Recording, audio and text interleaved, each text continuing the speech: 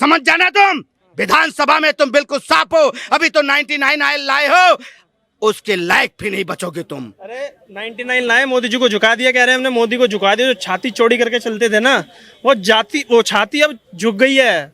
सीधा वो दे दिया है कि मेरे तो भाषण के सामने कभी नहीं आएंगे, राहुल गांधी बोल रहे हैं। मेरी बात सुनो, ये कभी मोदी जी के मुकाबला कर ही नहीं सकते हैं और कभी उनके सामने जा ही नहीं सकते हैं। और ये कहते बब्बर शेर हमेशा अकेला आता है, झुंड में कौन आता है सारे जानते हैं, जितने खड़े हुए हैं सारे जानते हैं झुंड में कौन आता है। वही नरेंद्र मोदी है कि लाल चौक पे झंडा फहरा के दूंगा, दिखाऊंगा, अकेला आऊंगा, जिस आतंकवादी के मां ने दूध पिलाया है मुझे रोक के दिखा देना। वो है नरेंद्र मोदी का सीना, वो है वो बब्बर शेर। सरेआम ललकार के लाल चौक पे झंडा लहराया था, वो है नरेंद्र मोदी। और किसी आतंकवादी के गुर्दा नहीं था कि जाके मोदी के खिलाफ करके कुछ दिखा दें, वो है मोदी जी। राहुल गांधी कर रहे हैं जो सीधा सीधा बोल रहे हैं रक्षण बढ़ा देंगे। 80% की जो भागीदारी की बात करते हैं बजट के हलवे में, और अब तो मिस इंडिया में भी जाति ढूंढ रहे हैं वो। अरे यार, तुम्हारी जात क्या है? तुम हिंदुस्तान के लोगों को बताओ। तुम फिरोज खान के पोते हो कि ब्राह्मण बताते हो? अपनी कुंडली खंगाल के देखो, तुम क्या हो पता लग जाएगा। फिरोज खान के पोते, इटली पहुंच जाओगे बहुत जल्द, तुम्हें पता नहीं है शायद। जाति में खंगालते हो, जाति में बांट बांट के तुमने पूरे हिंदुस्तान का बेड़ा गर्क कर दिया है तुमने। अयोध्या में रेप होता है 12 साल की बच्ची का, दलित बच्ची थी। जातिगत जनगणना की बात करने वाले जननायक राहुल गांधी उस पर चुप। कन्नौज में हुआ, आज खबर निकल कर आ रही है कि जो आरोपी था नवाब सिंह यादव, उसका डीएनए टेस्ट हुआ और उसका डीएनए भी मैच हो गया है। लेकिन ये विपक्षियों में सुई टपक सन्नाटा नजर आ रहा है। कांग्रेसी पार्टी के प्रवक्ता चुप नजर आ रहे हैं। राहुल गांधी ये तो बोल रहे हैं, युवाओं को भड़का रहे हैं कि आओ सड़कों पर उतरो, अपना हक मांगो, मैं तुम्हारे साथ खड़ा हूं। लेकिन जब इन दो राज्यों की घटना की बात आती है तब चुप रहते हैं। इसको कैसे देखते हैं? चलिए, आपने एक तो बहुत गलत लीडर का नाम लिया। राहुल गांधी और न्याय और हक, ये दोनों एक दूसरे के विपरीत हैं। किस प्रकार से विपरीत हैं? जो चीज राहुल गांधी कह रहा है आप ये मान करके चलिएगा कि ये उसका विपरीत करने वाला है। एक बात बताओ, राहुल गांधी ने थोड़े दिन पहले एक इंसिडेंट कहा कि मिस इंडिया मैंने देखी, अभी तक कोई आदिवासी नहीं है। मतलब SC/ST दलित कोई नहीं, SC/ST दलित कोई आदिवासी महिला नहीं थी। अच्छा, नहीं थी? 2022 की मिस इंडिया का क्या नाम था? जी थी, जो कि एक छत्तीसगढ़ की आदिवासी लड़की थी। वो मिस इंडिया बनती हैं, दलित समाज से आती हैं, आदिवासी हैं।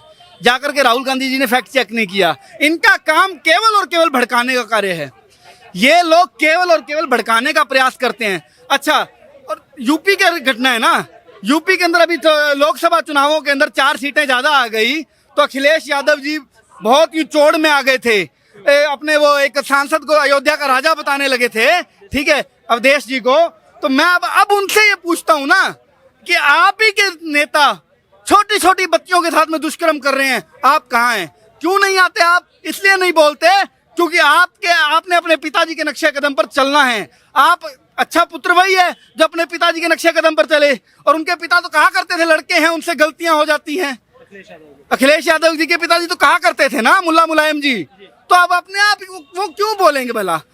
ये बात तो वहां की जनता को समझनी चाहिए। और छोड़िए, शायद आप कैमरे के ऊपर इसको बीप कर दोगे, मैं अब जो कहने जा रहा हूं। एक बात बताइए, मीडिया चैनल पर खड़े होकर के एक सांसद, महिला सांसद की का कलर बताने वाला लीडर कौन सी पार्टी का था? यही समाजवादी पार्टी का था। तो इस प्रकार की विकृत मानसिकता के लोग आपको लगता है कि ऐसी घटनाओं पर बोलेंगे? अरे ये 4 दिन पहले कह रहे थे, वो उसका एक क्या नाम था उसका, मोहित खान, उसके लिए कह रहे थे, अयोध्या वाले के लिए कि डीएनए टेस्ट करवा लो। लो एक और का डीएनए मैच हो गया तुम्हारे। अब सांप सूंघ गया।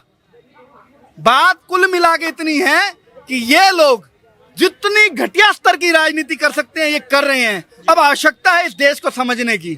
अब आखिरी सवाल मेरा यही होगा कि जो पूरी राजनीति आप देख रहे हो, चाहे अयोध्या, चाहे कन्नौज, चाहे बंगाल, चाहे मणिपुर, जिस तरीके से राहुल गांधी आजकल प्रेजेंट किए जा रहे हैं सोशल मीडिया पे उनके पार्टी के द्वारा कि जननायक, हर चीज पे बोलने वाले, लेकिन इन सब चीजों पे वो चुप रहते हैं। बंगाल पे वो चुप रहते हैं, तो क्या अब सिर्फ सत्ता बनाना ही उनका एक लक्ष्य रह गया है और कुछ नहीं चाहते? उनका क्या लक्ष्य है क्या नहीं, मैं थोड़ी राजनीति से हटके आपको एक बात कहता हूं। इस देश का कोई भी युवा, ये जितनी राजनीतिक पार्टियां हैं ना, जितनी भी हैं, इंक्लूडेड भाजपा, इंक्लूडेड कांग्रेस, आम आदमी पार्टी, समाजवादी पार्टी, जितनी है ये सभी की सभी पार्टियां एक मुद्दा बड़ा बढ़ चढ़ करके लेके आती हैं, भ्रष्टाचार भ्रष्टाचार भ्रष्टाचार। ठीक है, सबसे पहले आवश्यक ये है, देखो एक बात मुंह पर कह रहा हूं, अगर आज ये लाल बत्ती के ऊपर, चौराहे के ऊपर कोई पुलिस वाला मेरे से 500 रुपए की ठगी कर लेगा, मेरे से 500 रुपए मार लेगा, मैं बर्दाश्त कर जाऊंगा। लेकिन अगर मेरी बहन की तरफ टेढ़ी निगाह से देखेगा तो उसको, ठीक है, ये भाव इस देश की जनता का है, यह संस्कृति इस देश की जनता की है। इस देश की संस्कृति ये कहती है कि महिलाओं के सम्मान के लिए मरना पड़े, मारना पड़े। अरे इस देश के अंदर महाभारत के हो गई महिला के सम्मान के लिए, आप बात क्या करते हैं? ठीक है, तो मैं इतना कहना चाहूंगा कि चाहे कोई सी पार्टी है, भ्रष्टाचार भ्रष्टाचार हटता रहेगा तुम्हारा, जब तक आप महिला सुरक्षा के लिए उचित कार्य नहीं करेंगे, तब तक मेरे लिए आप सभी एक ही तराजू में हैं। आप सभी बराबर हैं, चाहे वो भाजपा है, चाहे वो कांग्रेस है, चाहे वो कोई और पार्टी है। जब तक महिला सुरक्षा के ऊपर उचित कार्य, देखो कांग्रेस कितने साल राज किया, कांग्रेस ने इस देश पर 70 साल के लगभग उन्होंने राज किया। वो लोग बलात्कार जैसी घटनाएं रोक तो नहीं पाए, बल्कि उनके कार्यकाल में हर साल बढ़ती गई। भाजपा के शासन की बात कर लो, हर साल बढ़ती गई। अब एक व्यक्ति ने बेड़ा उठाया कि चलो इन लोगों को किसी अलग तरीके से सबक सिखाने का प्रयास करते हैं। क्या होने लगा? कोई दंगाई होता था, कोई रेपिस्ट होता था, उसका जाकर के घर ध्वस्त कर देता था, बुलडोजर की कार्रवाई हो जाती थी। अब उसके ऊपर सुप्रीम कोर्ट के पेट में दर्द हो गया। तो तुम उम्मीद कर सकते हो क्या कि इस देश के अंदर लड़कियों को न्याय मिलेगा, बच्चियों को न्याय मिलेगा? अरे घंटा नहीं मिल सकता। जब तक इस सरकारों के भरोसे रहोगे, चाहे वो भाजपा हो, चाहे वो कांग्रेस हो, चाहे कोई सी पार्टी हो, इनमें से किसी नेता की औकात नहीं है कि वो इन बच्चियों को न्याय दिला दें। लेकिन अभी तक कुछ खबरें ये भी आ रही हैं, कुछ हरियाणा से एक खबर निकल कर आ रही है कि मतलब गो हत्या के सिर्फ शक पर एक मुस्लिम समाज के व्यक्ति को मार दिया गया।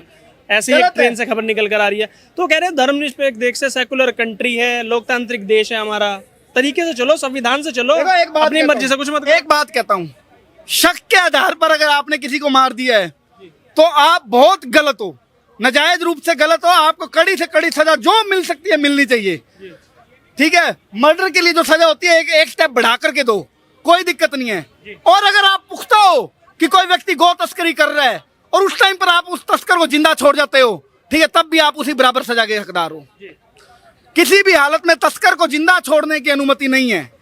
लेकिन अगर आपने शक के आधार पर यह कार्य किया है तो गलत है।